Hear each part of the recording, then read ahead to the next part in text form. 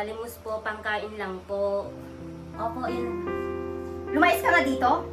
Nakakadiri kang kulot ka. Alis ka! Alis!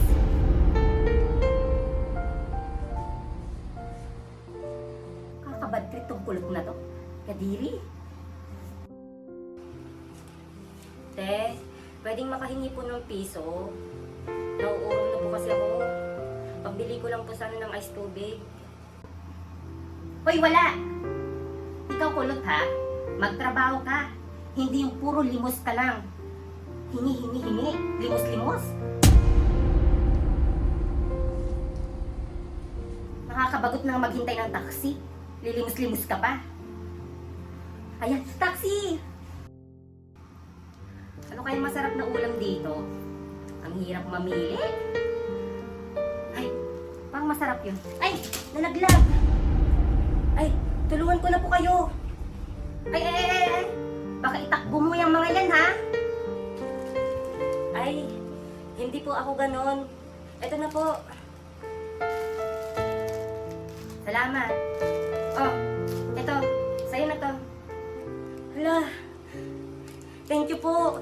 Sakto po, gutom na po ako. Kanina pa po ako namamalimos dito pero wala pong nagbibigay. Salamat po dito.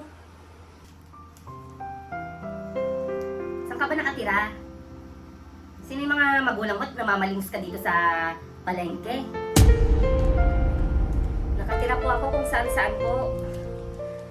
Wala po akong bahay. Wala na din po akong magulang. Bata pa lang po ako, malaboy-laboy na po ako dito. Namamalimos. May kumukup po sa akin dati, kaso pinalayas po ako. Doon ka na lang sa amin.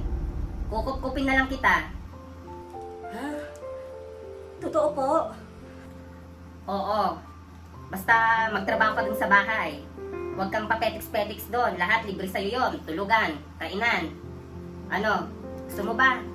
Ay, sige po. Wala pong problema. Sanay na sanay po ako sa mga trabaho. Kahit ano pa po yan, gagawin ko po. Lahat ng ipapagawa ko, gawin mo. O siya, kung gusto mo, tara na. Sige po. Tara na po. Oh, ano pang ginagawa mo? Bitbitin mo to lahat, oh. Ay, sorry po. Sige po. Sorry po.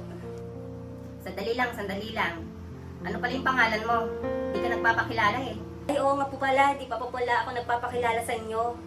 Ako po si Lot. Pero ang tawag nila sa akin, Lot Kulot.